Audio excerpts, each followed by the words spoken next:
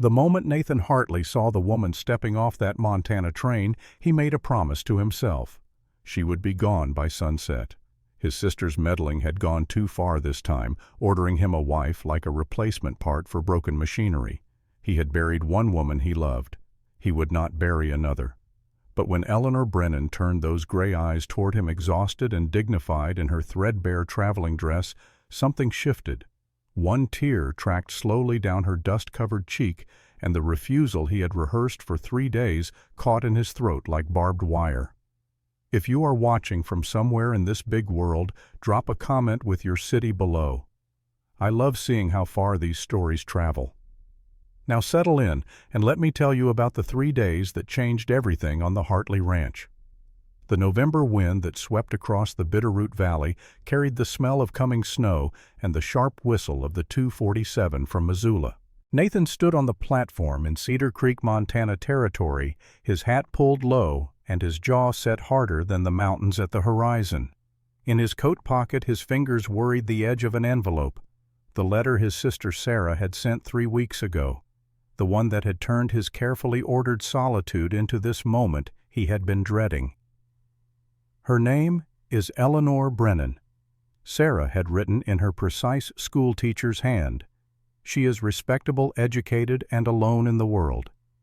You need someone, Nathan. The ranch needs a woman's touch. Kate would have wanted. He had stopped reading there. Sarah meant well, but she had not been there when Kate died, had not held her hand through the fever that would not break, had not promised her everything would be fine while knowing it was a lie, had not buried her in ground so frozen they had to wait for spring thaw to dig deep enough. Sarah had not learned what Nathan had learned in those terrible weeks. That loving someone just gave God a target. The train's brakes screamed against the rails. Nathan's stomach tightened. He had practiced his speech for days, polite but firm. He would offer this Eleanor Brennan enough money for a ticket back east, maybe a little extra for the trouble. He would explain that his sister had overstepped, that he had not asked for this arrangement, that it was nothing personal. Then he would put her back on the next train and return to the life he had built from grief and routine. The passenger car doors opened. A handful of travelers descended. A drummer with his sample cases, an elderly couple, 2 cowboys heading for the logging camps. Nathan scanned each face, trying to guess which woman would be his unwanted bride. Then she appeared. Eleanor Brennan stepped onto the platform like someone accustomed to bearing weight, her back straight despite the heavy carpet bag in one hand and the battered trunk the porter was wrestling down behind her. Her traveling dress had once been fine, dark blue wool with careful stitching at the collar, but it was worn now in ways that spoke of too many journeys and not enough destinations. Auburn hair was pinned in a simple knot beneath a modest hat, and her face. Nathan felt something catch in his chest. She was not beautiful in the way Kate had been beautiful, all softness and easy smiles. Eleanor Brennan's face was made of stronger lines, high cheekbones, and a mouth that looked like it had forgotten how to curve upward, gray eyes that had seen too much and expected even less. But there was something in the set of her shoulders, the way she scanned the platform with careful assessment rather than hopeful eagerness. That spoke of dignity maintained against considerable odds. Their eyes met across 30 feet of wooden planking. Recognition flickered in her expression. Not surprise exactly, but a kind of weary confirmation, as if she had been preparing herself for disappointment, and here it was right on schedule. She walked toward him with measured steps. Not hesitant, not eager, just steady. Miss Brennan. Her voice was lower than he had expected, roughened slightly by dust and travel. Mr. Hartley. He touched the brim of his hat, the gesture automatic. I am afraid there has been a misunderstanding. Something shifted in her eyes, but her expression remained carefully neutral. I see. My sister Margaret. She arranged this without my knowledge, without my consent. The words came out harsher than he had intended. He forced his voice softer. I am sorry you came all this way for nothing. I will pay for your return ticket, of course, and something extra for the inconvenience. Eleanor was quiet for a long moment, studying him with those gray eyes. Then she turned to look down the platform at the train where the conductor was calling final boarding for westbound passengers. "That train goes on to Seattle," she said quietly. "The eastbound does not come through until Thursday." 3 days. The timeline hit Nathan like a fist. He had assumed there would be a train she could take immediately, that this entire unfortunate situation could be resolved within the hour. 1. He stopped recalculating. "The hotel in town is. I have 47 cents. Eleanor's voice remained even, factual. No plea in it, no manipulation, just truth. "I spent my last money on the ticket here." The wind gusted between them, sharp with the promise of the season's first real snow. Eleanor did not flinch, but Nathan saw the way her hand tightened on her carpet bag, the slight tremble in her shoulders that had nothing to do with cold and everything to do with exhaustion. "I am not asking you for anything," she continued. "If you could direct me to a church perhaps, or—" "No." The word came out before Nathan could stop it. He thought of Kate, of the vows he had made to be a good man even after she was gone. He thought of his sister's letter, her words about what Kate would have wanted, and he thought with sudden bitter clarity that turning a woman out on a November evening with less than 50 cents to her name was not something he could do and still meet his own eyes in the shaving mirror. "The ranch is 6 miles out," he said gruffly. "You can stay there until Thursday. Separate room. No expectations. Then you take the eastbound wherever you want to go." Eleanor studied him for a long moment. Then she nodded once, a small dip of her head that somehow conveyed both gratitude and a complete absence of hope. "Thank you." Nathan picked up her trunk, lighter than he had expected, as if it contained very little beyond necessity. He led her to the wagon without another word. Behind them on the platform, Constance Whitmore stood with 2 other church ladies. Their eyes tracked every movement, their mouths already forming the words that would become tomorrow's gossip. The ride back to the ranch passed in silence, broken only by the creak of wheels and the occasional call of a hawk. Eleanor sat beside him with her carpet bag on her lap, her hands folded over it with the careful stillness of someone who had learned not to take up more space than absolutely required. Nathan was acutely aware of her beside him, the faint scent of lavender soap, the way she held herself so carefully upright, the complete absence of tears or complaint or any of the emotional displays he had half expected. Who was this woman? What had brought her to such a place? What had she left behind in Pennsylvania or Ohio or wherever she had come from? And why did her careful dignity, her refusal to beg or plead, make him feel like more of a bastard than if she had wept? The Hartley Ranch came into view as they crested the last rise. It had been a fine place once. Kate had made it fine with her curtains in the windows and her flowers along the porch. Now it looked like what it was: a working ranch run by a man who cared only that the fences held and the cattle survived winter. The house needed paint. The porch sagged on one corner. The windows were dark and empty as blind eyes. Nathan felt a flash of shame seeing it through Eleanor's eyes. But when he glanced at her, her expression revealed nothing. She simply waited while he set the brake, then climbed down from the wagon without assistance and stood looking at the house with that same careful assessment she had shown on the platform. "I will get your trunk," Nathan said. "Kitchen door is open." Inside the house was cold and dim. Nathan lit the lamps while Eleanor stood in the doorway still holding her carpet bag. "Guest room is upstairs," he said, gesturing toward the stairs. "Second door on the right. There is bedding in the chest at the foot of the bed. I will bring your trunk up." "Thank you." She moved toward the stairs, then paused. "Mr. Hartley, I can cook my own meals if you will show me the pantry. I do not expect you to."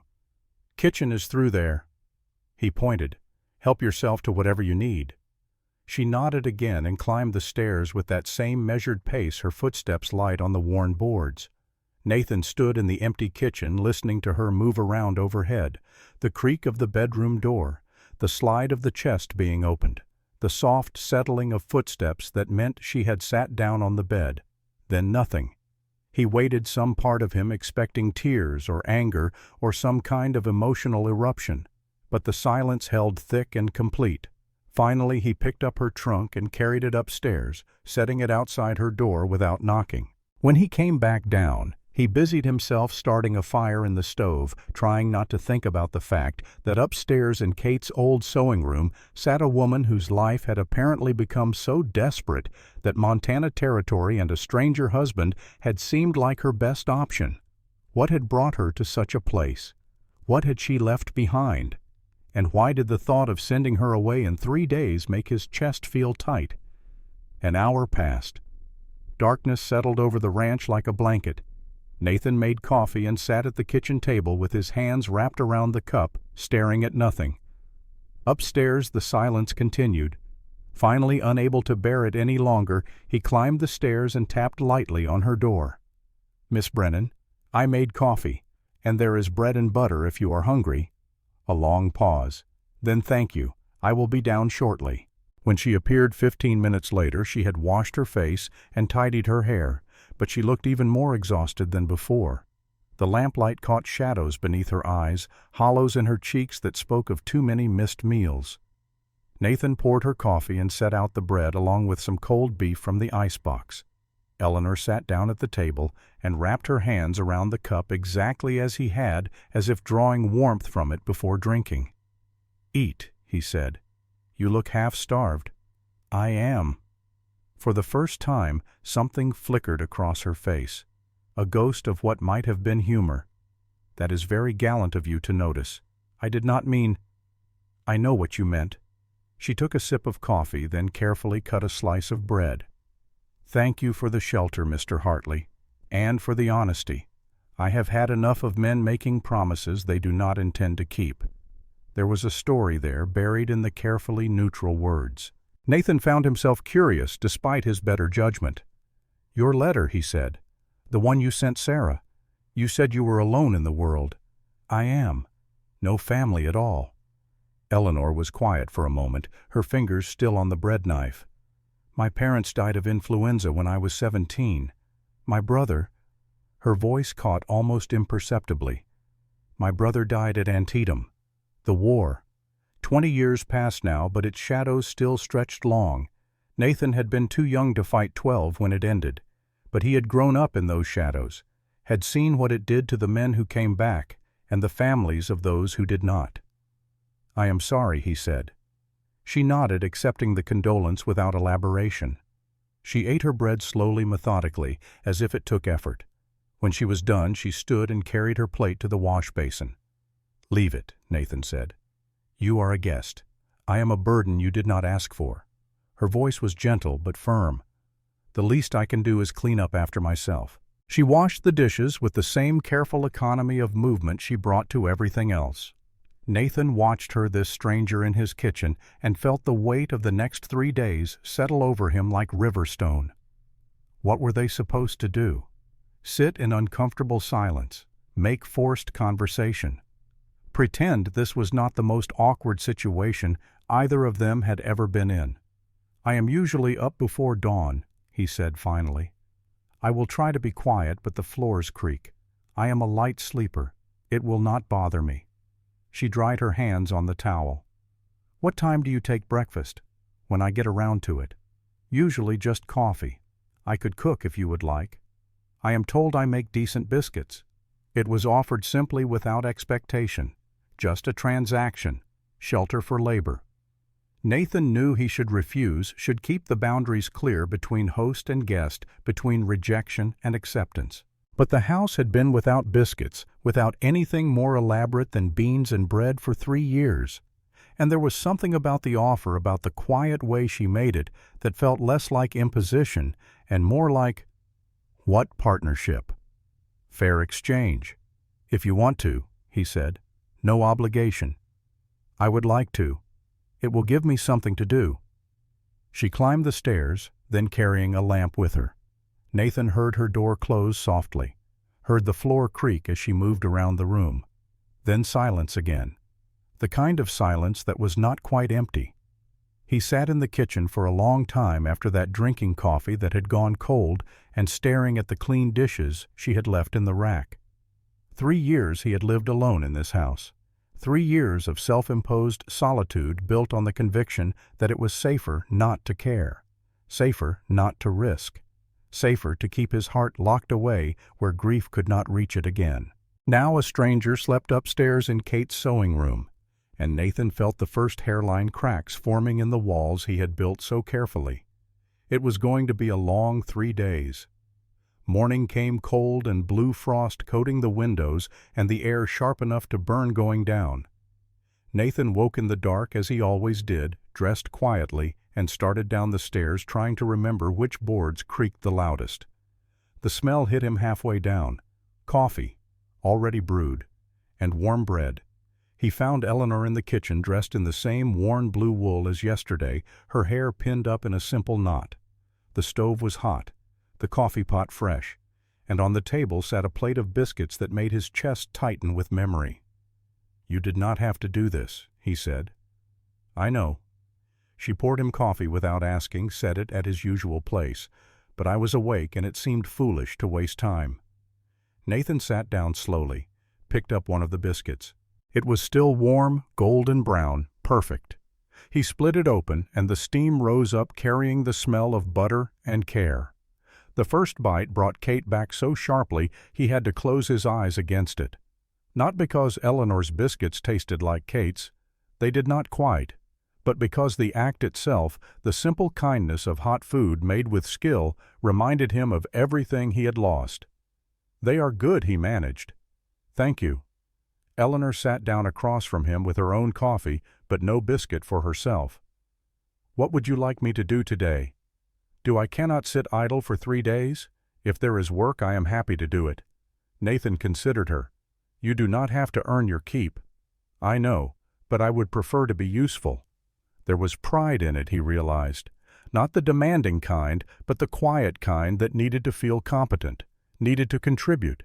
He understood that. After Kate died, work had been the only thing that kept him sane. House could use straightening, he admitted. "I am not much for dusting." I noticed. There was no judgment in her voice, just observation. "I will take care of it." They ate in what might have been companionable silence. When Nathan headed out to tend the stock, he found himself glancing back at the house, at the window where lamplight glowed warm against the cold dawn. The day's work was hard and familiar. Feeding the cattle, checking fence lines, splitting wood for the stove. Nathan lost himself in it as he always did, letting physical labor quiet his mind. But when he came in at noon for coffee, the changes stopped him in the doorway. The kitchen was transformed, not just clean, but organized. The dishes were put away properly, the counter scrubbed, the floor swept. The parlor beyond showed the same transformation, dusty surfaces now gleaming, curtains that had been pulled shut for months now opened to let in thin winter light. The air smelled of lye soap and lemon oil instead of neglect. Eleanor emerged from the pantry with a rag in her hand, a smudge of dust on her cheek. "I found your wife's preserves," she said quietly. "They are still good. Would you mind if I opened a jar for supper?" The question landed like a punch. Kate's preserves. Kate's careful handwriting on each jar label. Kate's last summer preserved in glass. "No," he said, his voice rough. "I do not mind."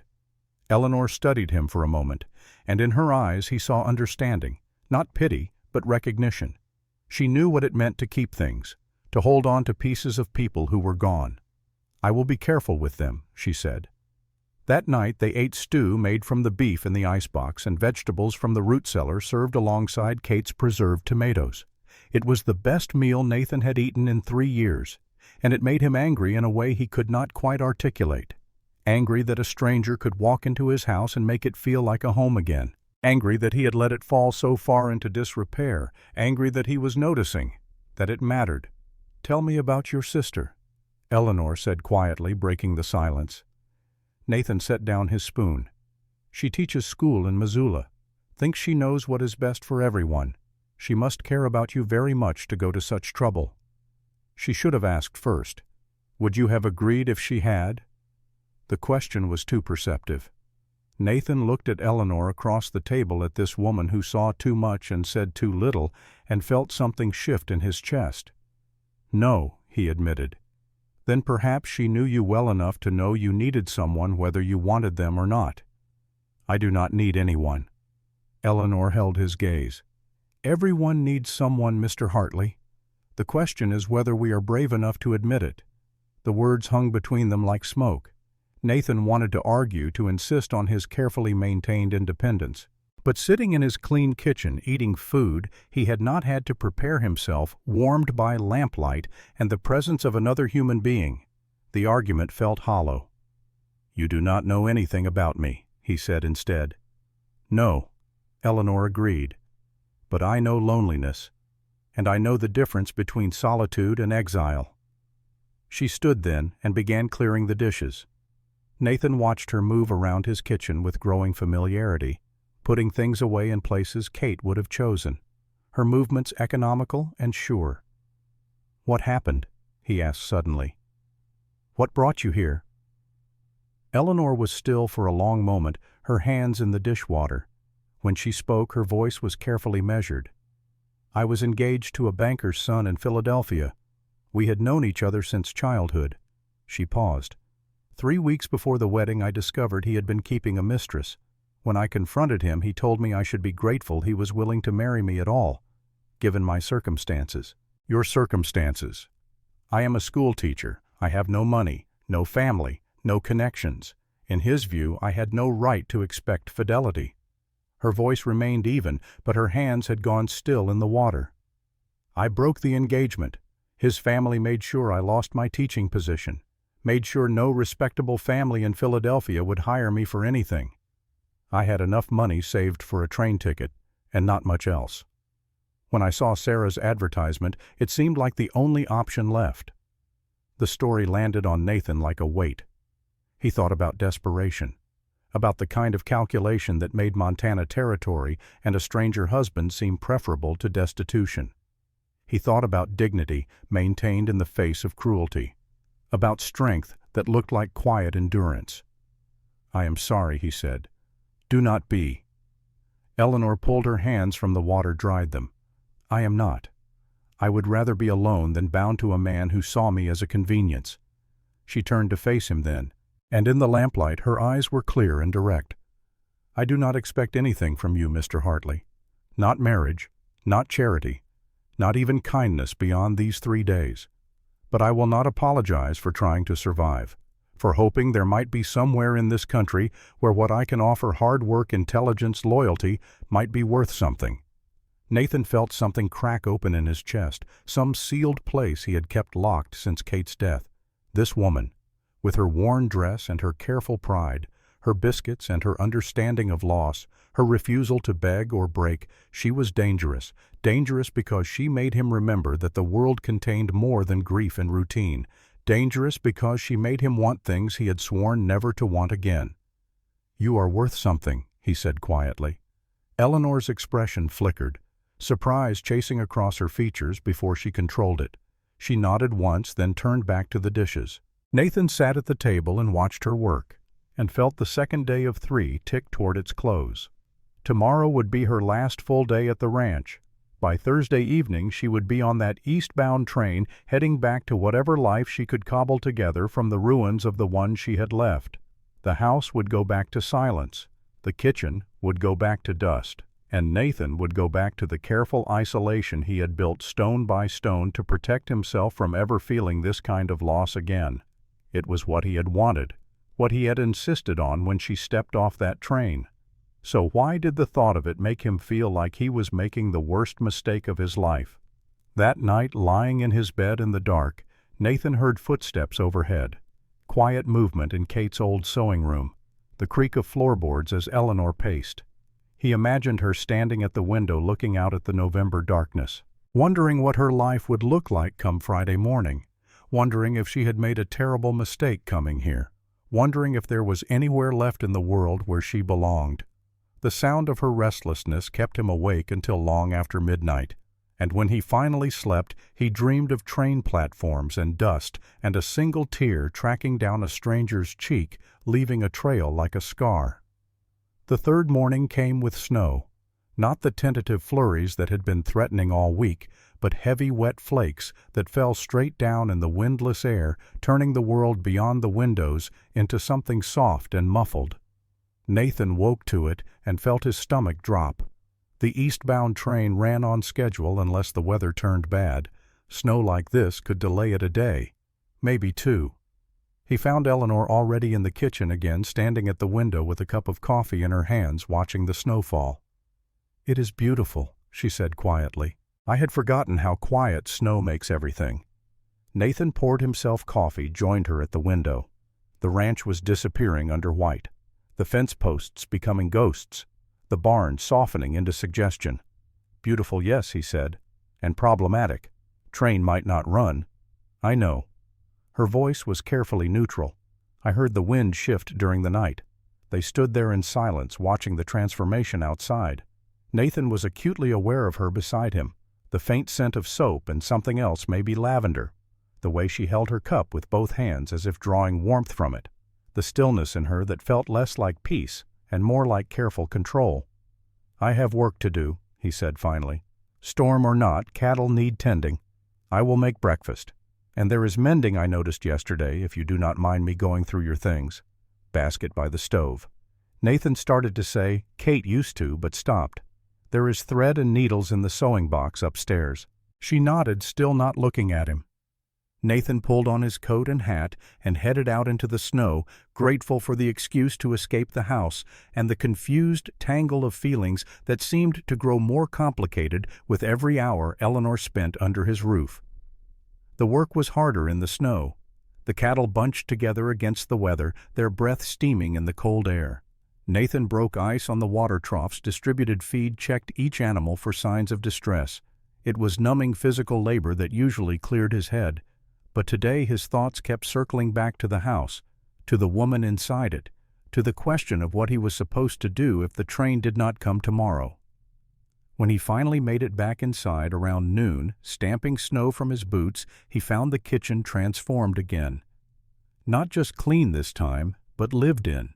Bread was rising on the warming shelf. Soup simmered on the stove. And at the table, surrounded by his worn shirts and torn pants, Eleanor sat mending with quick, competent stitches. She looked up when he entered, and something crossed her face. Relief, maybe, or simple acknowledgment of his return. "There is coffee hot," she said, "and I made soup from the ham bone in the icebox. I hope that is all right." "It is fine." He poured coffee, sat down across from her.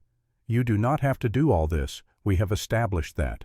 Her needle flashed in and out of the fabric. "But as I said, I prefer to be useful." Nathan watched her work. Her hands were capable, precise. She had already mended 3 shirts and was starting on a 4th. The pile of his neglected clothes had been quietly disappearing all morning. "Where did you learn to sew like that?" he asked. "My mother.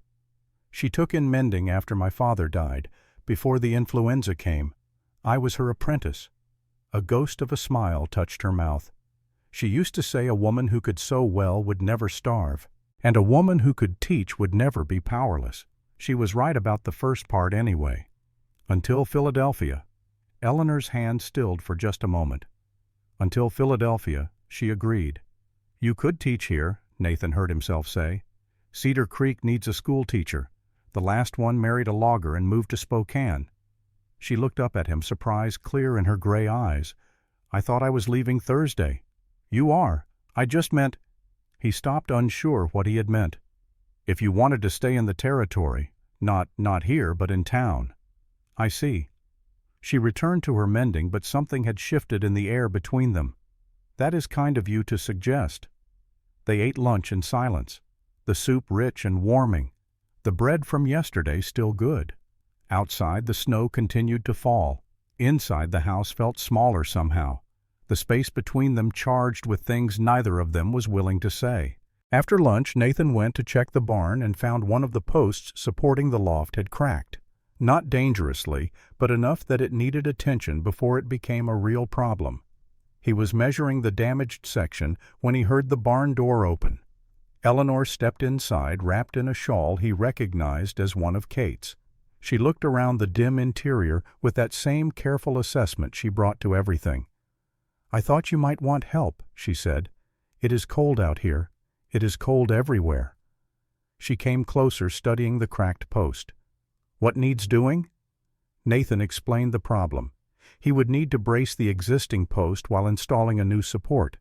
a job that really required two people, but that he had been planning to manage alone through a combination of stubbornness and improvised rigging. "I can hold the brace," Eleanor said simply. "It is heavy. I am stronger than I look." She was too. When Nathan positioned the supporting beam and showed her where to hold it, she set her weight and held steady without complaint while he worked the jack. They moved together with surprising coordination, Nathan calling instructions, Eleanor responding with quick understanding. She did not flinch when the beam shifted, did not let go when her arms must have been shaking with effort. "You have done this before," Nathan said as he secured the final bolt. "My brother taught me. Before the war." She lowered her arms slowly, flexing her fingers. "He said a woman should know how to fix things, not just wait for a man to do it for her." Smart man. He was. Pain flickered across her face, quick and controlled. He enlisted in 61, died in 62. 20 years old and so certain he was fighting for something that mattered. Nathan knew that story. Every family knew that story in one variation or another. 600,000 dead. And for what a country still stitching itself back together, still bleeding from wounds that would not close. "I am sorry," he said. "So am I." Eleanor looked up at the newly braced post, running her hand along the wood. But he was right about fixing things. It is good to know you can repair what is broken. The words hung in the air between them, weighted with meaning. Nathan was not sure how to interpret. Was she talking about fence posts, or something larger about the barn, or about lives that had come apart at the seams? They walked back to the house together through snow that was already ankle-deep. At the porch steps, Eleanor paused. "Thank you," she said. "For what?" "For letting me help. For not treating me like I am fragile." She met his eyes. "For seeing me." Before Nathan could respond, she had climbed the steps and disappeared inside. He stood in the falling snow, her words echoing in his head. "For seeing me."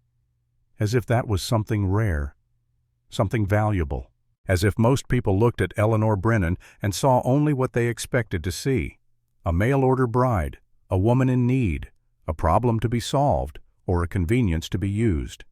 He thought about the banker's son in Philadelphia, about a man who could look at this woman and see only what she lacked instead of what she offered. The thought made him angry in a way that surprised him with its intensity. Inside, he found Eleanor back at her, mending her face, composed and distant. Whatever vulnerability she had shown at the porch was locked away again. They spent the afternoon in separate silences. Nathan at his account books, Eleanor with her needle, until the winter dark came early and forced them together by lamplight. "I should check the cattle one more time," Nathan said after supper. "Make sure they are settled for the night. I will come with you. You do not need to—" "I know." She was already reaching for her shawl. "But I would like to see them. I have never been on a working ranch before." So they went together into the blue twilight, the snow still falling in soft, persistent curtains. The cattle had bunched under the shelter of the lean-to, their large, dark eyes watching with patient resignation as Nathan made his rounds. Eleanor stood at the fence, her face wrapped in the shawl. "They are magnificent," she said softly. Nathan looked at his herd, seeing them through her eyes. He had been ranching for 10 years since just after he married Kate. The work had become routine, the animals simply livestock. But watching Eleanor watch them, he remembered why he had started, the appeal of something alive and growing, of building something that would outlast him. "This one is my best breeder," he said, pointing to a sturdy Hereford cow. "She has thrown 8 healthy calves in 8 years, never lost one." "What is her name?" "They do not have names. They are cattle." Eleanor looked at him, amusement dancing in her eyes. The first real humor he had seen from her. "Everything should have a name, Mr. Hartley." "How else do you tell them apart?" "By the ear tags. That is terribly unromantic." Despite himself, Nathan felt a smile tug at his mouth. "Ranching is not supposed to be romantic. That seems like a waste." She reached over the fence, letting the Hereford sniff her gloved hand. "I think she looks like a Bessie." Bessie. Yes. Strong and dependable, but with hidden depths. hidden depths. Absolutely. Eleanor's eyes were still on the cow, but her mouth curved in the smallest smile. Never underestimate a female just because she seems placid on the surface. The words could have been about the cow, could have been about something else entirely. Nathan found himself studying Eleanor's profile in the fading light, the way the snow caught in her hair like stars, the careful way she stood as if ready to step back at the first sign she was not wanted. "Your fiancé was a fool," he said. The words surprised them both. Eleanor turned to look at him, her eyes wide. That banker's son Nathan continued, committed now. "He was a fool to lose you over pride. He did not lose me. I left him. Same thing." Nathan held her gaze. A smart man would have known what he had, would have fought to keep it.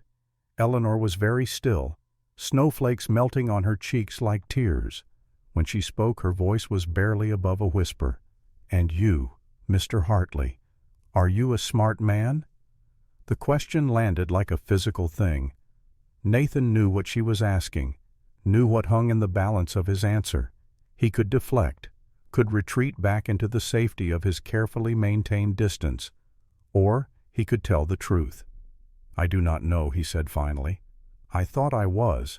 Thought keeping people away was smart. After Kate. Thought it was safer not to risk caring again." He paused. "But standing here with you, I am starting to think maybe I have just been a coward." Eleanor drew in a sharp breath. "You are not a coward. Then what am I?" "Careful. Hurt. Trying to survive the only way you know how." She held his gaze. "I understand that, Nathan. I understand it better than you know." It was the first time she had used his given name.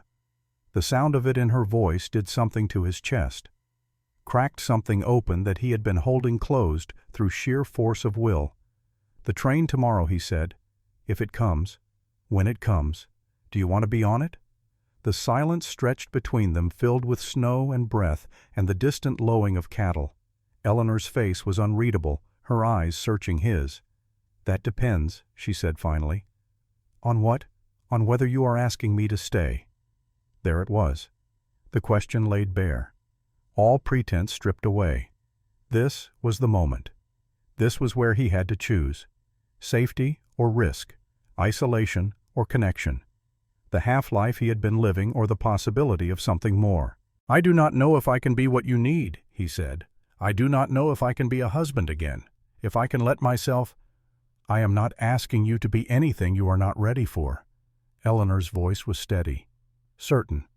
I am asking if you are willing to try, if you are willing to see where this goes, without promises or expectations, just possibility." Nathan looked at her, standing there in the falling snow, this woman who had arrived as an unwanted complication and become something he could not quite name. She was not asking for forever, was not demanding declarations or vows, just possibility, just a chance. "Stay," he said. The word came out rough, almost broken. "Do not get on that train. Stay, and let us see."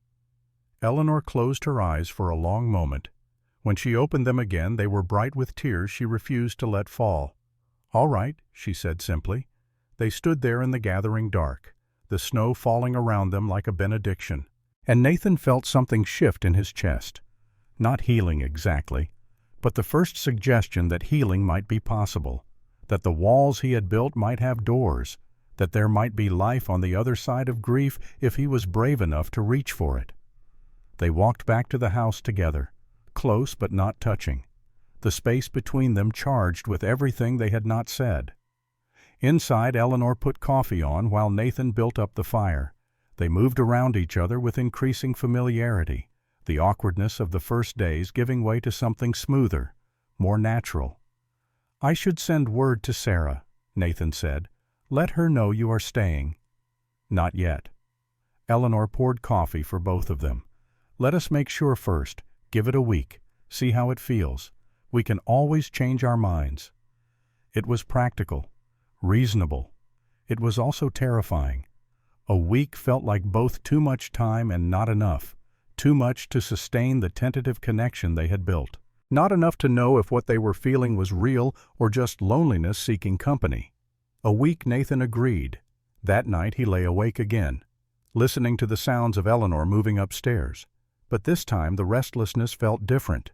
Not anxiety, anticipation, not dread, something closer to hope. The next morning brought clear skies and brilliant sun. The storm had passed, and the world lay transformed under 2 feet of snow. Nathan woke to a moment of panic. Had she changed her mind? Left in the night somehow. Then he heard it. Footsteps in the kitchen, the clank of the coffee pot, the soft sound of someone humming under their breath. He dressed quickly and came downstairs to find Eleanor at the stove, eggs frying and biscuits in the oven. She turned when she heard him, and her face, there was something different about it this morning, something lighter. "Good morning," she said, and there was warmth in it, genuine warmth. Morning. Nathan poured coffee, sat at his usual place. "Sleep all right? Better than I have in months." She brought the eggs to the table, set them down between them. "You same." They ate breakfast together as sun poured through the windows, turning the snow outside into fields of diamonds. Halfway through the meal they heard it, the distant whistle of the eastbound train, right on schedule despite yesterday's storm. Eleanor's hand stilled on her fork. Nathan watched her waiting. The whistle sounded again, closer now, then began to fade as the train rolled past the ranch heading east toward everything she had left behind. She set down her fork, looked at Nathan across the table, and smiled, a real smile this time, one that reached her eyes and transformed her face from something carefully controlled to something radiant. "No regrets," she said. "None," Nathan echoed, and meant it. The days that followed fell into a rhythm that felt both strange and natural. Eleanor took over the household work with quiet efficiency, but it was more than just cleaning and cooking. She brought order to chaos, found Kate's old recipe book and started working through it, planted herb seeds in pots on the sunny windowsill even though it was November. She was building something Nathan realized, not taking over Kate's place but carving out her own. He taught her about the ranch, how to read the weather signs, which cattle were which despite the ear tags, how to tell when a fence was about to fail before it actually did.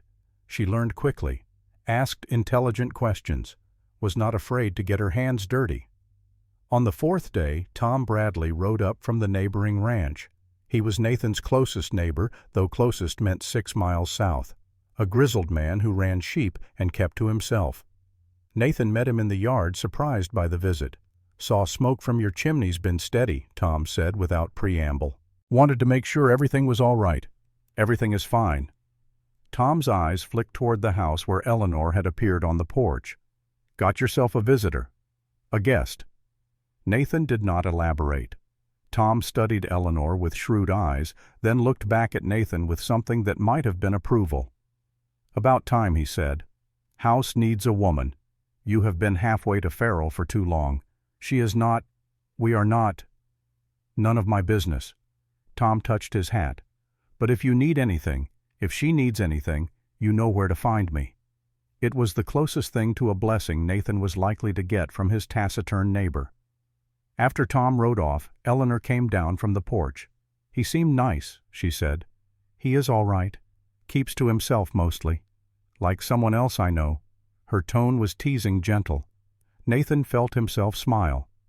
"I am getting better at that." "You are." She slipped her arm through his, a casual gesture that nevertheless made his breath catch. "Shall we check on Bessie? You are not letting that go, are you?" "Absolutely not. She is Bessie now. Accept it."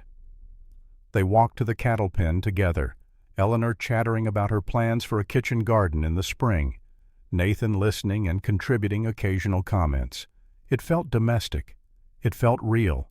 And if there was still a part of him that waited for the other shoe to drop, for this fragile thing they were building to shatter, well, that part was getting quieter every day. On the 6th day, everything changed. Nathan had ridden into town for supplies. Eleanor stayed at the ranch baking bread and mending his winter coat. The morning was cold but clear, and she was hanging laundry when she heard the sound of hoofbeats. A horse and wagon came up the drive. Not Nathan's.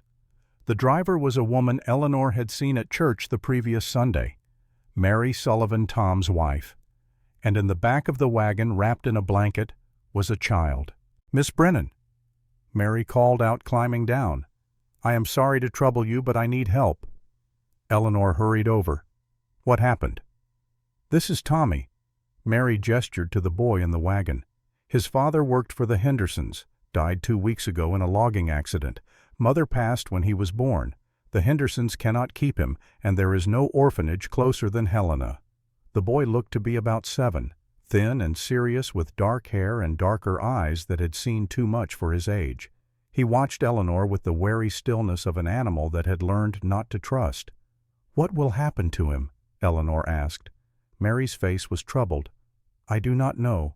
Tom and we would take him, but we barely manage as it is. I thought maybe since you and Mr. Hartley—" She trailed off, looking uncomfortable. Eleanor looked at the boy, saw the way he held himself, the careful blankness of his expression. She knew that look, had worn it herself not so long ago. "What is your name?" she asked gently. The boy did not answer. "His name is Thomas," Mary said, "but his father called him Tommy." "Hello, Tommy." Eleanor moved closer to the wagon slowly, as if approaching a skittish colt. "I am Eleanor. Would you like to come inside? I just baked bread." The boy's eyes flicked to her face, then away. A small nod. Mary helped him down from the wagon. He was lighter than he should have been, all sharp angles and hollow places. "I will be back this evening," Mary said to Eleanor. "Tom and we will figure something out. I could not leave him at the Hendersons another day. They were kind enough, but I understand." Eleanor took Tommy's hand. It was cold and small in hers. "We will be fine." Inside, she settled Tommy at the kitchen table with warm bread and butter and a glass of milk. He ate slowly, carefully, as if each bite had to be earned. Eleanor did not press him with questions, just worked quietly around the kitchen, giving him space to breathe. When Nathan came home an hour later, he found them there. Eleanor teaching Tommy how to knead bread dough, the boy's hands working the dough with fierce concentration. Nathan stood in the doorway watching, something in his chest pulling tight. "This is Tommy," Eleanor said, her voice steady. "He is staying with us for a bit." Nathan looked at the boy, at Eleanor, at the way she had positioned herself between them, protective without being obvious about it. He thought about Kate, about the children they had planned to have, about the emptiness of this house for 3 years. "All right," he said. "Welcome, Tommy." The boy looked up at him with those 2 old eyes, did not smile, just nodded once and returned to his work. That night, after Tommy had fallen asleep in the spare room upstairs, Nathan found Eleanor on the porch, wrapped in a shawl and staring out at the stars. "You should have asked me first," he said, "but there was no heat in it." "I know." She did not turn around. "I am sorry. I could not send him away. I am not angry." She did look at him then. "You are not?" Nathan moved to stand beside her. "I buried a wife. I know what it is to lose everything. That boy, he has lost everything too." Eleanor was quiet for a moment. "Mary said there is nowhere for him to go. Then he stays here. Just like that. Just like that." Nathan looked at her. "You were right, you know. What you said about needing someone, about being brave enough to admit it." Her hand found his in the darkness. "We can give him a home, a real one. We can try."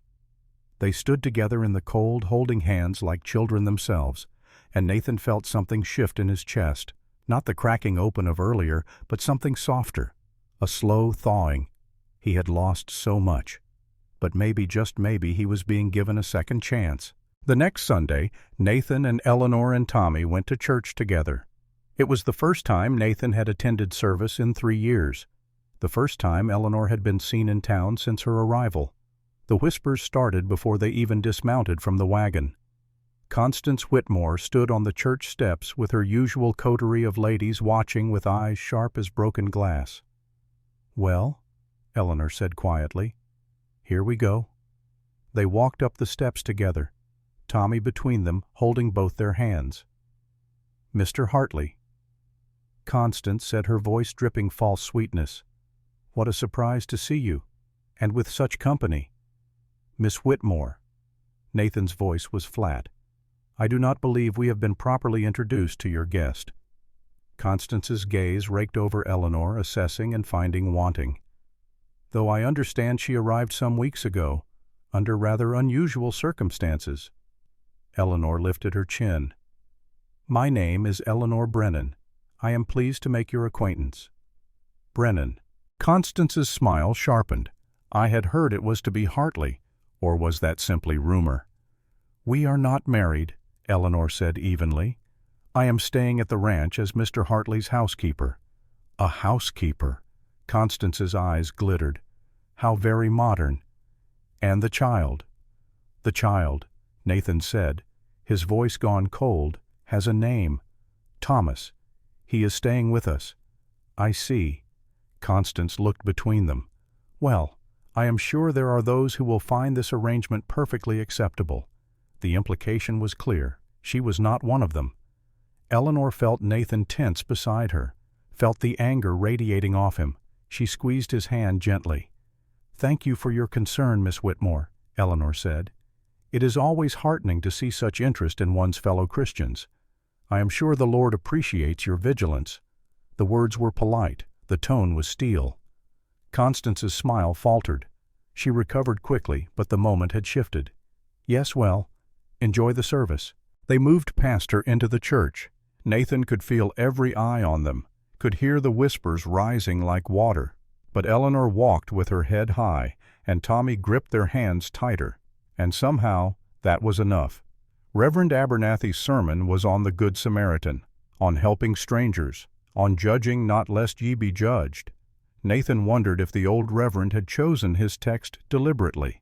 Throughout the service he was aware of the stares, the whispers, the way people shifted away from them in the pews, all except Tom and Mary Sullivan, who came to sit beside them, and old Doc Winters, who nodded at Eleanor with respect.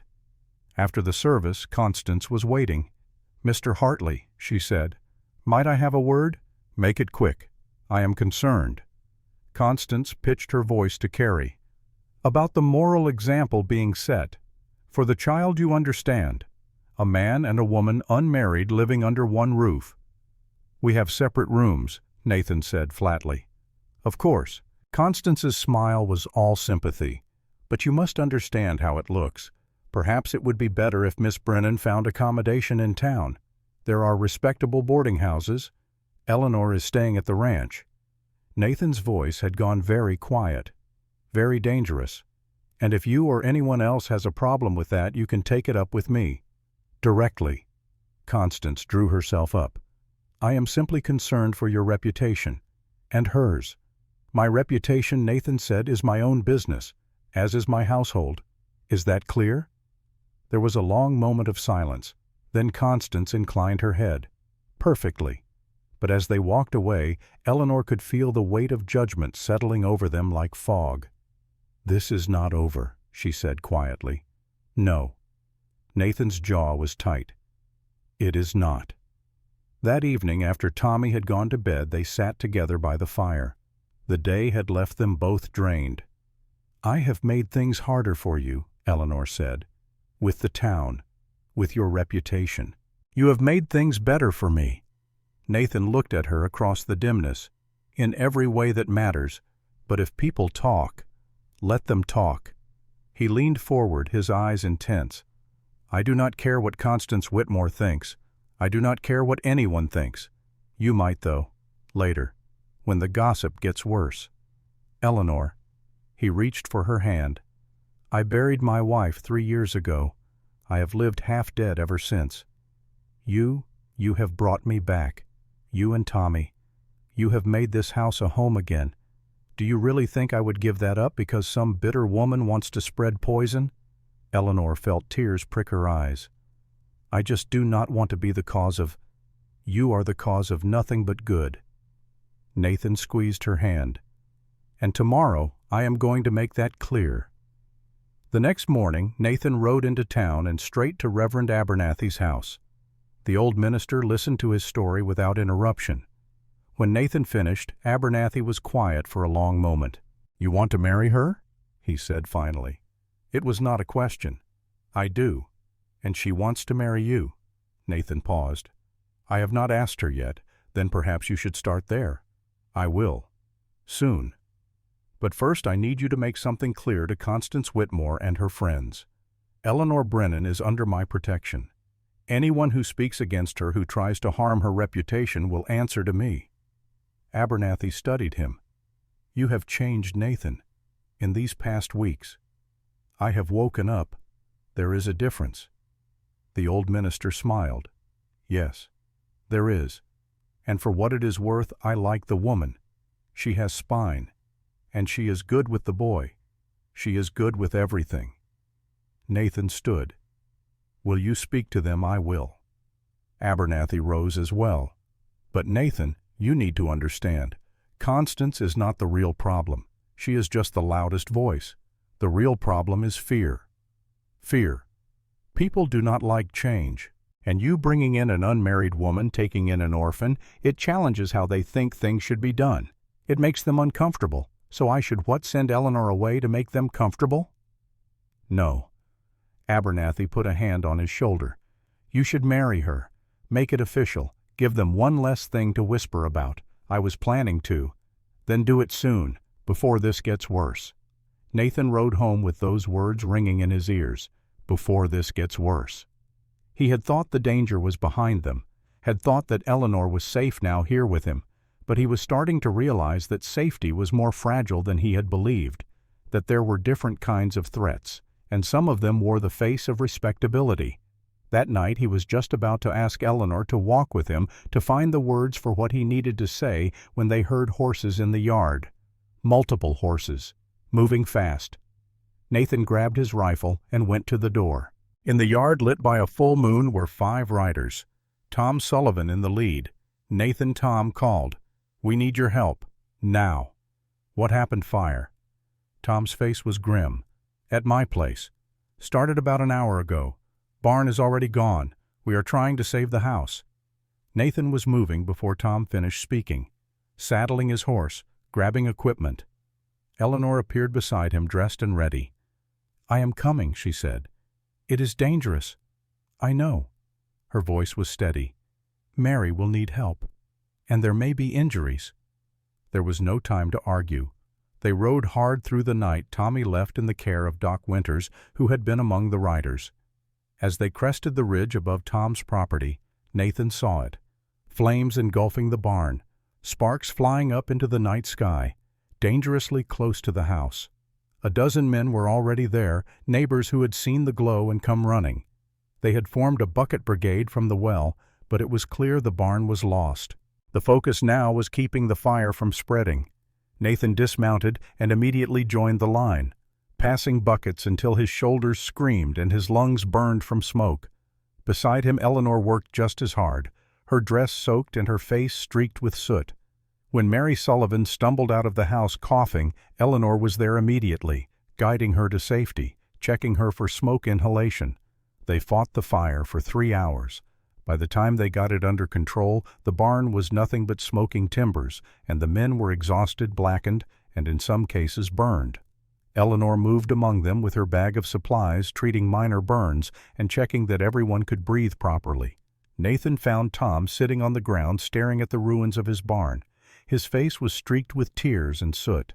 20 years I have been building this place, Tom said hoarsely. 20 years. You will rebuild. Nathan sat down beside him. We will help. Cannot afford it. Tom's voice broke. Lost 6 sheep in there. All my winter feed. My tools. I am finished. No, you are not. Nathan put a hand on the older man's shoulder. We are neighbors. We take care of each other. Around them, other ranchers were nodding agreement. These were hard men living hard lives, but they understood the fundamental truth of frontier existence. Today it was Tom Sullivan's barn. Tomorrow it could be any of theirs. They survived by helping each other. We will organize a barn raising, someone said. Get it done before spring. I will donate lumber from my timber claim, another offered. I have got extra feed. You can have a third, chimed in. Tom looked around at the circle of faces, these men who had ridden through the night to help him, and broke down completely. Nathan stayed beside him until the storm passed, thinking about community and connection. That isolation was not actually safety, it was just another kind of death. When they finally rode back to the ranch, the sun was coming up. Eleanor slumped against Nathan's back, exhausted. They were both filthy, reeking of smoke bone, tired. "How did it start?" Eleanor asked. "The fire, do not know. Tom said it just started. In the loft." Eleanor was quiet for a moment. Then Nathan. "Do you think someone—" "I do not know." But he was thinking the same thing. The timing was too convenient, coming right after the church confrontation, right after Constance Whitmore had been humiliated in front of the congregation. "I will ask around," Nathan said. "See if anyone saw strangers in the area." At the ranch they washed up as best they could and collapsed into bed, too tired even to undress properly. Nathan pulled Eleanor against him, feeling her heartbeat against his chest, made a silent promise. Whatever was coming, whatever threat was building, he would see it coming. He would protect what was his. And Eleanor was his now. His to protect. His to— He stopped, surprised by the word that wanted to come next. But as he drifted off to sleep with Eleanor safe in his arms, he let himself think it. His to love. Maybe he had loved her since that first day on the platform when one tear had cracked his carefully maintained armor. Maybe it had been growing slowly, day by day, biscuit by biscuit, conversation by conversation. Or maybe it had happened all at once when he realized he would do anything to keep her safe. It did not matter when or how. What mattered was the truth of it, simple and undeniable. He loved Eleanor Brennan, and God help anyone who tried to take her away. They woke late that afternoon to the sound of hoofbeats in the yard. Nathan was on his feet instantly, rifle in hand, his body still operating on the alarm of the previous night. Through the window he saw 3 riders, not strangers but working horses carrying men in range clothes. He recognized 2 of them from the fire. "It is all right," he told Eleanor, who had sat up with her hair wild around her shoulders. "It is neighbors." Downstairs he found the men waiting on the porch, hats in hands. Jake Morrison spoke for the group. "We have been talking," Jake said without preamble, "about the fire, about Tom's troubles, about how fires do not usually start themselves in the middle of winter." Nathan's jaw tightened. "You find something? My boy was riding fence yesterday afternoon. Saw a stranger heading toward the Sullivan place. City man on a fancy horse, looked lost, asked directions to Cedar Creek, then rode off the wrong way." Jake's eyes were hard. "Thought nothing of it at the time. Now I am thinking different." "Constance Whitmore," Eleanor said from the doorway. The men turned to look at her, registered her disheveled state, the fact that she had clearly just woken up in Nathan's house. But when Jake spoke again, his voice held only respect. "You think she would go that far, ma'am? I do not know." Eleanor came to stand beside Nathan. "But I know she was angry, and I know people like her do not like to lose." "Cannot prove it," Jake said. "Not legally. But we wanted you to know. We are watching. Every ranch between here and the territorial line keeps eyes open now." "I appreciate it," Nathan said. "Tom is the one who suggested it," Jake continued. "Said if someone is willing to burn down a barn to hurt you, they might try worse. Said we need to look out for our own." He glanced at Eleanor. "And you are one of ours now, Miss Brennan." The title landed strangely, but hearing it spoken aloud made something settle in Nathan's chest. She was part of the community now. They had accepted her. Whatever came next, they would face it together. After the men left, Eleanor leaned against the doorframe with her eyes closed. "I have brought this down on all of you," she said quietly. "Tom lost his barn because of me. Tom lost his barn because someone is vindictive and cruel." Nathan pulled her against him. "That is on them, not you. But if I had not come here, if you had not come here, I would still be half dead in this house, eating cold beans and pretending that was a life." He tilted her chin up, made her meet his eyes. "You did not bring trouble, Eleanor. You brought light."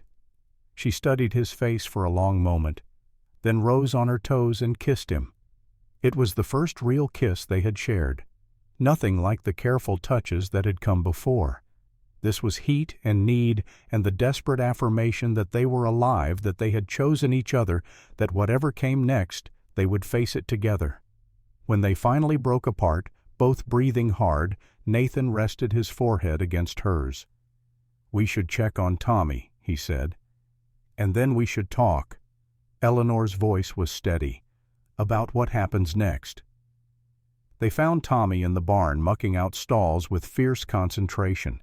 The boy had barely spoken since arriving, but he worked hard, as if trying to earn his place. Nathan watched him for a moment before speaking. "Tommy." The boy looked up. "You are doing good work." A small nod. "Eleanor and we need to go into town this afternoon. You will come with us." Tommy's eyes widened slightly. The first real emotion Nathan had seen from him. "You are part of this family now," Nathan continued. "Where we go, you go. Understand?" Another nod. But this time the ghost of something that might have been hope flickered across the boy's face. In town they went first to Reverend Abernathy's house. The old minister met them on the porch, his face grave. "I heard about the fire," he said. "Tom all right. He will be." Nathan dismounted. "Can we talk?" "Inside?" Abernathy listened as Nathan explained their suspicions about the fire, about Constance Whitmore's anger, about the stranger on the fancy horse. When he finished, the Reverend was quiet for a long moment. "You cannot prove it was her," he said finally. "No. And even if you could, men like that city men with money, they do not leave trails that lead back to the people who hire them." "So what do we do?" Eleanor asked. Abernathy looked at her, then at Nathan. "You make it clear that she has lost. You marry. Make it official and public. Show everyone that Eleanor is here to stay, that she has the protection of your name and your standing in the community." Nathan had been planning to ask her privately, properly, but the old minister was right. They did not have time for romance. "Eleanor," he said, turning to face her, "will you marry me?" She stared at him. Now, as soon as Reverend Abernathy can arrange it?" "Nathan, this is not—" She stopped. "Are you sure? I have never been more sure of anything." He took her hands. "I love you. I should have said it before. I love you and I want to marry you, not because of Constance Whitmore, not because of the fire, but because I cannot imagine my life without you in it." Eleanor's eyes filled with tears. "I love you too." "Then say yes." She laughed, the sound watery but genuine. "Yes. Yes, I will marry you." Reverend Abernathy cleared his throat. "I can perform the ceremony tomorrow, Sunday, after the service, in front of the whole congregation." "Perfect," Nathan said. That night, after Tommy had gone to bed, Nathan and Eleanor sat together on the porch despite the cold. "Are you certain about this?" Eleanor asked. "Getting married so quickly, I should have asked you weeks ago. We have only known each other a month. Feels like longer." He pulled her closer. "Feels like I have known you my whole life." She leaned against him. "What about Kate? What about her? Will you do? You feel like you are betraying her?" Nathan was quiet for a long moment. "Then no. Kate would want me to be happy. She would want this house to be full of life again. And I think she would have liked you." Eleanor's voice was small. "Really, really. You are both strong women, both kind, both too good for someone like me. Stop that." She sat up to look at him. "You are a good man, Nathan Hartley. Do not pretend otherwise." He kissed her then, slow and sweet, and felt the last pieces of his broken heart knit back together. The next morning they dressed in their Sunday best. Eleanor in the one good dress she had brought from Philadelphia. Nathan in the suit he had worn to Kate's funeral and not touched since. Tommy wore clothes that Mary Sullivan had brought over, clothes that had belonged to her son who had grown out of them. They rode into town together. A family. The church was packed. Word had spread about the wedding. Everyone wanted to see. Constance Whitmore sat in the front pew, her face a mask of cold fury. Nathan and Eleanor walked down the aisle hand in hand, Tommy between them holding tight to both. Reverend Abernathy stood at the altar, his face kind. "Dearly beloved," he began. The ceremony was short, simple. Nathan spoke his vows in a voice that shook only slightly. Eleanor spoke hers clearly, her hand steady in his. When the Reverend pronounced them husband and wife, Nathan kissed her. A promise, a declaration. In the front pew, Constance Whitmore stood abruptly and walked out. "Let her go," Tom Sullivan said from behind them. "She has no power here anymore." The reception was held in the church hall. The whole town came bearing food and well wishes. Even those who had whispered about Eleanor now offered congratulations. Doc Winters pressed a silver dollar into Tommy's hand. "You take care of your new mama," he said. Tommy looked up at Eleanor with those serious eyes. "I will." And for the first time since they had met him, the boy smiled. But the celebration was cut short. A rider came hard into town just as the sun was setting. He went straight to the church, his horse lathered with sweat. "Nathan Hartley," he called. "Is there a Nathan Hartley here?" Nathan stepped forward. "I am he. Got a telegram for you. From Philadelphia." Nathan took the envelope with a sense of growing dread. Opened it. The words swam before his eyes. "Arriving Cedar Creek, November 28. Stop to collect what is mine. Stop. Richard Blackwell." Eleanor went white. Nathan's hand closed into a fist, crumpling the telegram. "Who is Richard Blackwell?" Tom asked quietly. Eleanor's voice was barely a whisper. "My former fiancé." Nathan looked at her, at his wife, at the fear in her eyes, and knew that the real fight was just beginning. Richard Blackwell arrived in Cedar Creek 3 days later. Nathan saw him first from the window of the general store where he had gone to purchase supplies. A man on a flashy sorrel gelding dressed in a tailored suit that cost more than most ranchers made in a year. Dark hair slicked back, clean-shaven face that would have been handsome if not for the arrogance carved into every line of it. Nathan's hand went instinctively to the rifle he always carried. He watched as Richard dismounted in front of the hotel, tossing the reins to a stable boy with the careless ease of someone who had never had to care for his own horse. Tom Sullivan appeared at Nathan's elbow. "That him? That is him. Looks like money. Money and trouble." Nathan's jaw was tight. "I need to get home. Eleanor does not know he is here yet. Want me to ride with you?" "No." Nathan turned to face his neighbor. "But I might need you later, you and the others. We will be ready."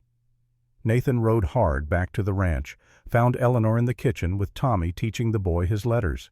She looked up when Nathan came through the door, and the smile died on her face when she saw his expression. "He is here," Nathan said without preamble. "Richard Blackwell. Just rode into town." Eleanor went pale. She set down the slate she had been holding, her hand shaking. "Tommy," she said, her voice steady despite the fear Nathan could see in her eyes, "go upstairs and practice your writing. We will continue the lesson later." The boy looked between them, sensing the tension. He nodded and left without a word. When they were alone, Eleanor turned to Nathan. "What do we do?" "We wait." He came to her, took her hands. "We knew this was coming. We prepared for this. He has money, Nathan. Lawyers. He can fabricate evidence, buy witnesses. He cannot take you away from me." Nathan's voice was firm. "You are my wife now, legally and in every way that matters. Whatever claims he thinks he has, they ended when you married me. You do not know him." Eleanor's voice broke. "You do not know what he is capable of. Then we will find out together." That evening Richard came to the ranch. Nathan was in the barn when he heard the hoofbeats. He emerged to find Richard dismounting in the yard, that expensive sorrel tossing its head. "Mr. Hartley, I presume?" Richard's voice was smooth, cultured, Eastern educated. "I am Richard Blackwell. I believe you have something that belongs to me." "I do not believe we have anything to discuss." Nathan's hand rested on the rifle at his side. "Oh, but we do." Richard smiled. "You see, Eleanor and I have an understanding. A contract, if you will. She was to be my wife. She ended that engagement. A temporary misunderstanding." Richard's tone was condescending. "Eleanor has always been prone to dramatics. I have come to bring her home to Philadelphia where she belongs." Eleanor appeared in the doorway of the house, Tommy beside her. "I am home," she said clearly, "and I am not going anywhere with you." Richard's eyes flicked to her, and for a moment something dark passed across his face. Then the smooth mask returned. "Eleanor, darling, Be reasonable. You cannot possibly intend to stay here playing house with some frontier rancher. This frontier rancher is my husband. Eleanor descended the porch steps, came to stand beside Nathan. We were married 3 days ago, by law and by choice. A marriage of convenience. Richard waved a dismissive hand. Easily annulled. There will be no annulment. Nathan's voice had gone very quiet. Very dangerous. My wife has made her position clear. I suggest you accept it and leave. Richard's pleasant demeanor cracked. His eyes went cold. I see. He straightened his coat. Well then, I suppose I shall have to take other measures. What other measures? Eleanor asked. Your brother James. He owed my family a considerable sum of money. $3,000 to be precise. Gambling debts incurred before he so patriotically ran off to get himself killed in the war. Eleanor's face went white. James was not a gambler. Was he not? Richard produced a folded paper from his coat. I have the documentation right here. Signed agreements. Your brother borrowed the money from my father. When he died, the debt transferred to you as his only living relative. Let me see that. Nathan reached for the paper. Richard held it back. You will see it in court, Mr. Hartley, along with the judge who will order your wife to repay the debt, or face charges of fraud and theft by deception. That is a lie, Eleanor said, but her voice shook. Is it? Richard's smile was cruel. I have 3 witnesses prepared to testify that they saw your brother at the gaming tables. I have bank records showing the transfer of funds. I have everything I need. He mounted his horse, looked down at them. You have 30 days to repay the debt, Eleanor, or I will have you arrested and transported back to Philadelphia to stand trial, and no frontier marriage will save you from that. He rode away, leaving them standing in the yard. Eleanor was shaking. Nathan pulled her against him, felt her heart hammering against his chest. It is a lie, she whispered. James never gambled. He was careful with money. Always. I know. But how do we prove it? If he has documents, witnesses, then we get our own proof. Nathan tilted her face up. We fight back. That night, Eleanor wrote 2 letters. One to the bank in Philadelphia, where James had kept his accounts. One to the family their old boarding house keeper had worked for, asking if they remembered James, if they could attest to his character. It is not much, she said as she sealed the envelopes, but it is something. It is a start. They sent the letters the next morning. Then they waited. The waiting was the hardest part. Every day brought new tension. Every shadow seemed to hold a threat. On the 3rd day after Richard's visit, Nathan found footprints in the snow. Boot prints leading from the tree line down toward the barn and then away again. Someone had been on his property during the night. He followed the tracks back into the trees, found where a horse had been tied. Cigarette butts littered the snow beneath the tree, at least a dozen of them. Whoever it was had been watching the house for hours. Nathan rode back to the ranch, his mind racing. Found Eleanor in the kitchen with Tommy. We had a visitor last night, he said, keeping his voice calm for the boy's sake. Eleanor's hand stilled on the bread dough she was kneading. Richard, do not know. But someone was watching the house, stood in the trees for hours. The color drained from Eleanor's face. What do? We stay vigilant. Nathan glanced at Tommy. No one goes outside alone. Doors stay locked. And I am riding to town to talk to the marshal. Marshal Cobb listened to Nathan's story with growing anger. A weathered man in his 50s, Cobb had been keeping the peace in Cedar Creek for 20 years. He did not take kindly to outsiders coming in and causing trouble. I know the type, Cobb said when Nathan finished. Thinks because he has money and fancy lawyers the rules do not apply. He leaned back in his chair. Cannot arrest him without proof. But I can have a conversation with him. Let him know that Montana Territory is not Philadelphia. And if anything happens to you or your wife, he will be the first person I come looking for. Cobb's smile was hard. Sometimes that is enough. Men like Blackwell are brave when they are paying someone else to do their dirty work. Face to face with consequences, they tend to fold. Nathan rode home with some of the tension eased from his shoulders. It was not a solution, but it was something. He found Eleanor where he had left her, but now she was pacing the kitchen, a letter in her hand. "It came," she said. Her voice was shaking. "From Philadelphia." Nathan took the letter. "Read it quickly." The bank had no record of James Brennan ever borrowing money. The boarding housekeeper remembered him as careful and frugal, a young man who saved every penny for his family. The lawyer Eleanor had contacted said that even if the debt had been legitimate, it would not transfer to her. The engagement contract had never been finalized, so there was no legal connection. "He has nothing," Nathan said. Eleanor started to laugh, wild and relieved. "He came all this way, made all these threats, and he has nothing." Nathan pulled her into his arms, holding her, while she shook with laughter that turned to tears and back again. When she finally calmed, she looked up at him. "It is over, really over." "Not quite." Nathan's voice was grim.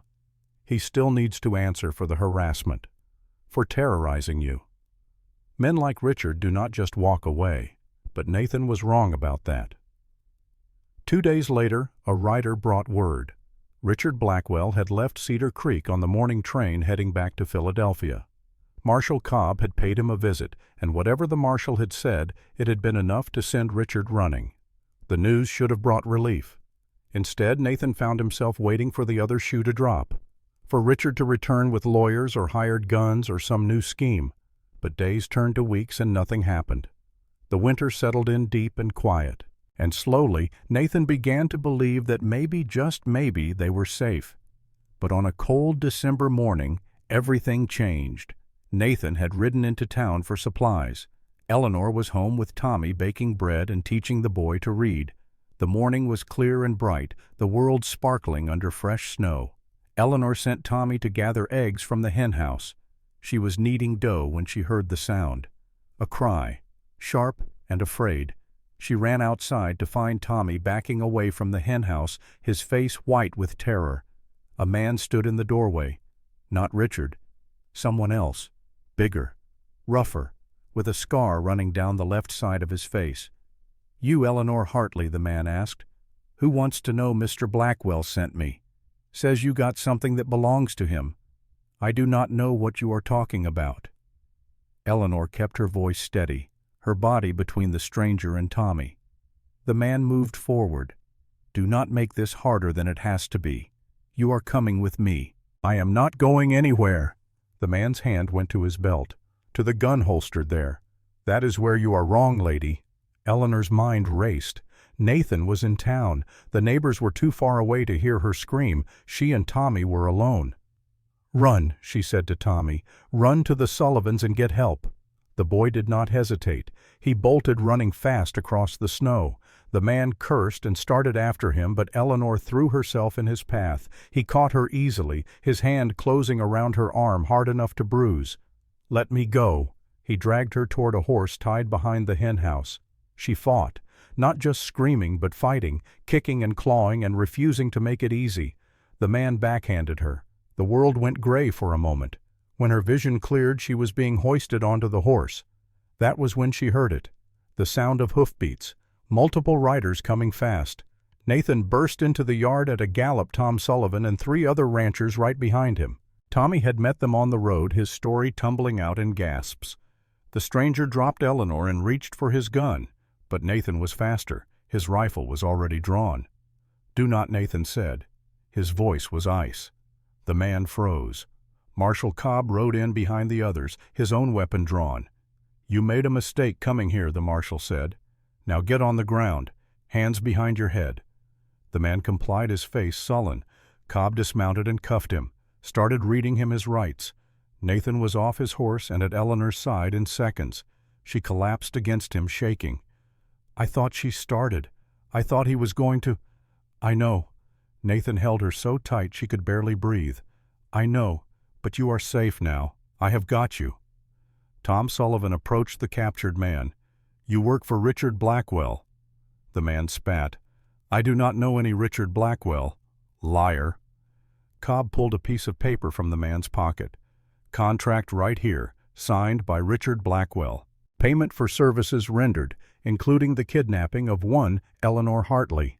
Eleanor felt Nathan's arms tighten around her. "Where is Blackwell now?" Nathan asked, his voice dangerous. "Still in town," Cobb said. "Checked into the hotel 2 days ago. Figured he could hire someone to do his dirty work, then claim he had nothing to do with it." Nathan looked at the marshal. "I want him arrested. Already planning on it." Cobb hauled the hired man to his feet. "This is attempted kidnapping. Conspiracy. And I am betting if we dig deep enough we will find he had something to do with that fire at the Sullivan place too." The man's eyes widened slightly. Cobb smiled. "Thought so." They took the prisoner to town. Nathan, Eleanor, and Tommy rode with them along with Tom Sullivan and the other ranchers. At the hotel they found Richard Blackwell in his room packing his bags. "Going somewhere?" Cobb asked. Richard turned, and for a moment his mask slipped. Fear flashed across his face before he controlled it. "Marshal, to what do I owe the pleasure?" "Richard Blackwell, you are under arrest for conspiracy to commit kidnapping, arson, fraud, and making terroristic threats. This is absurd." Richard's voice was smooth, but his eyes were panicked. "I have done nothing wrong. I am a respected businessman from Philadelphia. You cannot—" "I can, and I am." Cobb pulled out cuffs. "You have the right to remain silent." Richard's eyes found Eleanor in the doorway. "This is because of her, is it not? She has poisoned you all against me." "No," Eleanor said quietly. "This is because of you, because you could not accept that I chose someone else." Richard's face contorted with rage. "Chose him, that frontier nobody. You were mine, Eleanor. Mine, I was never yours." Eleanor stepped forward, her voice strong. "I was never anyone's to own, and the sooner you understand that, the better." Cobb snapped the cuffs on Richard's wrists. "Come on. You can tell it to the judge." As they led Richard away, he looked back at Eleanor one last time, and in his eyes she saw not love, but pure hatred. She shuddered, and Nathan's arm came around her shoulders. "It is over," he said. "Really over this time." The trial was held 2 weeks later in Helena, the territorial capital. The courtroom was packed with spectators drawn by the scandal of a wealthy Easterner on trial for frontier crimes. The prosecution laid out its case methodically. The hired man testified that Richard had paid him $500 to kidnap Eleanor and bring her back to Philadelphia. Said Richard had also paid him to start the fire at the Sullivan Ranch to send a message. The footprints in the snow matched the hired man's boots. The cigarette butts matched the brand Richard smoked. The contract was in Richard's own handwriting. Richard's expensive lawyers tried to discredit the witnesses, argued that the hired man was lying to save himself, that the evidence was circumstantial. Then Eleanor took the stand. The prosecutor asked her to tell the court about her relationship with Richard Blackwell. Eleanor's voice was steady. "We were engaged to be married. 3 weeks before the wedding, I discovered he had been keeping a mistress. When I confronted him, he told me I should be grateful he was willing to marry me at all.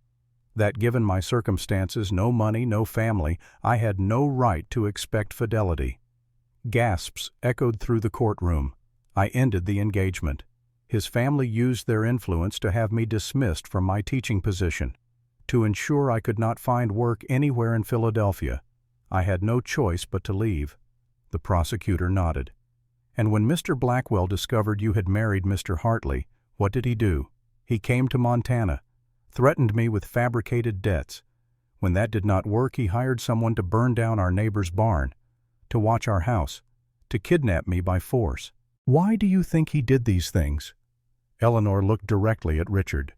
"Because he could not accept that I had chosen someone else, that I had built a life he did not control.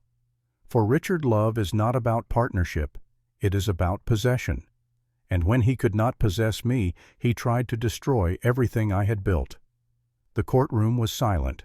The jury deliberated for 2 hours. When they returned, the foreman stood.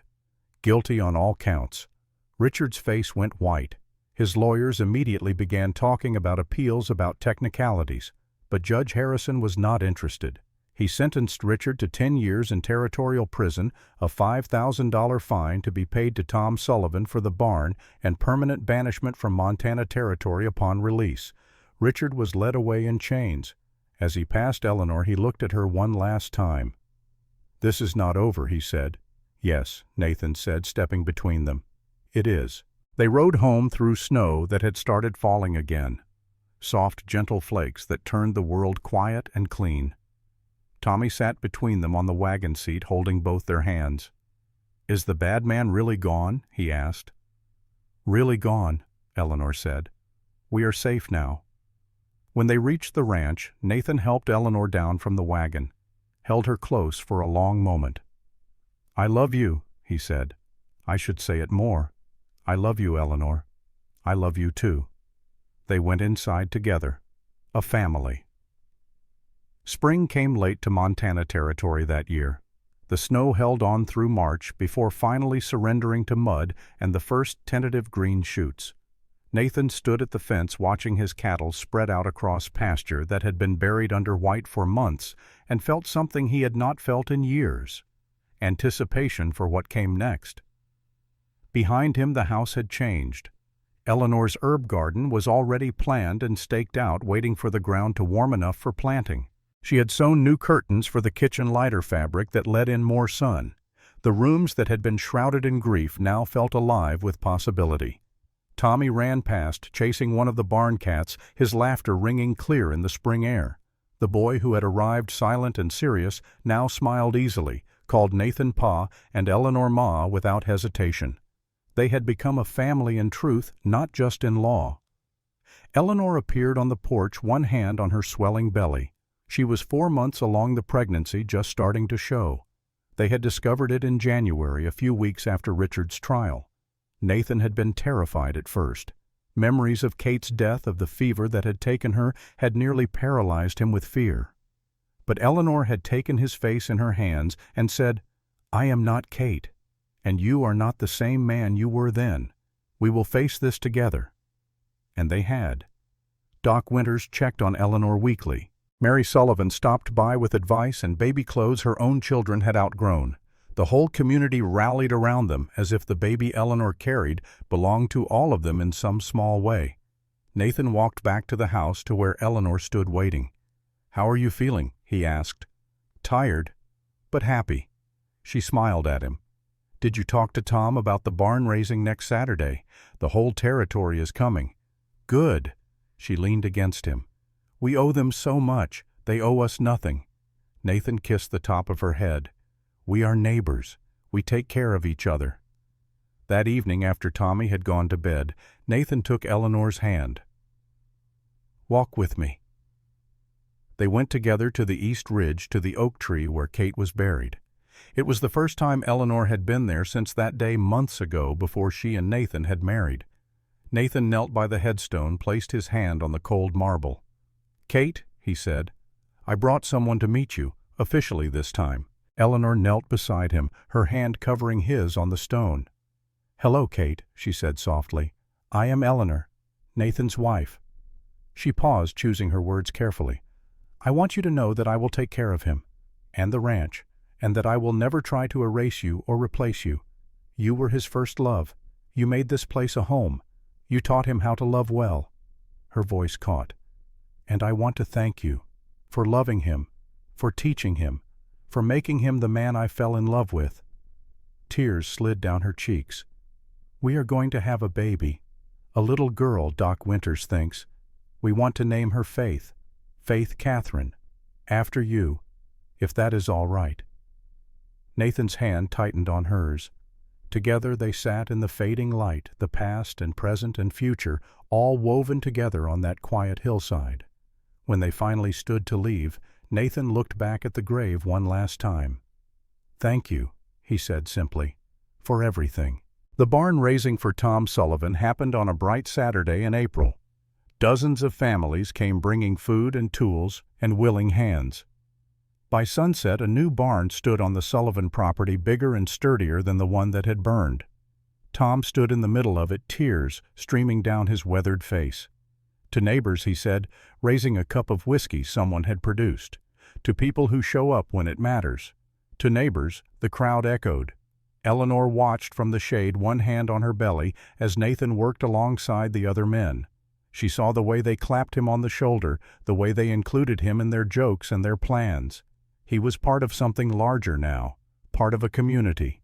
They both were. Mary Sullivan came to sit beside her, bringing lemonade. "How are you feeling, dear? Tired?" "But good. Not long now. 2 more months." Eleanor smiled. "I am terrified. Every mother is." Mary patted her hand. "But you are strong, and you have all of us. You will not face this alone." "Thank you." Eleanor meant it for more than just the birth, for all of it, the acceptance, the friendship, the sense of belonging she had never expected to find in this hard, beautiful place. On a sweltering August night when the air hung heavy and still, Eleanor woke Nathan with a hand on his shoulder. "It is time," she said calmly, though her eyes were wide with fear. The next hours were the longest of Nathan's life. Doc Winters came along with Mary Sullivan and 2 other women experienced in birthing. They sent Nathan downstairs, told him to boil water and stay out of the way. He paced the kitchen, Tommy watching him with worried eyes. "Ma will be all right," the boy said. "Yes." Nathan's voice was rough. "She will." But he thought of Kate, of the fever, of promises broken and prayers unanswered, and he was afraid. Tom Sullivan arrived at some point, must have been sent for by one of the women. He sat with Nathan in silence, pressed a cup of whiskey into Nathan's hands. Upstairs, Eleanor cried out. Nathan was on his feet instantly, but Tom held him back. "Let them work," he said. "She needs you to be strong for her when this is over, not falling apart while it is happening." So Nathan sat, and prayed, and waited. Dawn was breaking when he heard it, a thin, reedy wail, the most beautiful sound he had ever heard. Mary appeared at the top of the stairs, her face tired but glowing. "You have a daughter," she said, "and your wife is asking for you." Nathan took the stairs 3 at a time. In the bedroom, Eleanor lay propped against pillows, her hair sweat-soaked and her face pale with exhaustion. And in her arms, wrapped in a quilt she had made, was a tiny, red-faced creature with a shock of dark hair. "Meet your daughter," Eleanor said softly. Nathan approached slowly, as if the floorboards might break, as if the world might shatter if he moved too quickly. He looked down at the baby, his daughter, and felt his heart crack open in a way it had not since Kate died. "She is perfect," he whispered. "She is ours." Eleanor smiled. What should we name her? Nathan thought about new beginnings and second chances, about a woman named Kate who had taught him how to love, and a woman named Eleanor who had taught him how to love again. "Faith," he said. "Faith Catherine Hartley." "Perfect." Eleanor held out the baby. Nathan took his daughter in his arms for the first time. Faith opened her eyes, gray like her mother's, and seemed to look right through him. In that moment, holding his child while his wife watched with love in her eyes, Nathan understood what healing looked like. Not forgetting the past, but building something new alongside it, not replacing what was lost, but honoring it by continuing to live, to love, to hope. The christening happened 2 weeks later at the church in Cedar Creek. Tom and Mary stood as godparents. The whole community came, filling the pews to capacity. Even Marshall Cobb made an appearance, pressing a silver dollar into Faith's tiny hand and telling Nathan he was raising the future of Montana. After the service, Sarah arrived from Missoula. She pulled Nathan aside during the celebration.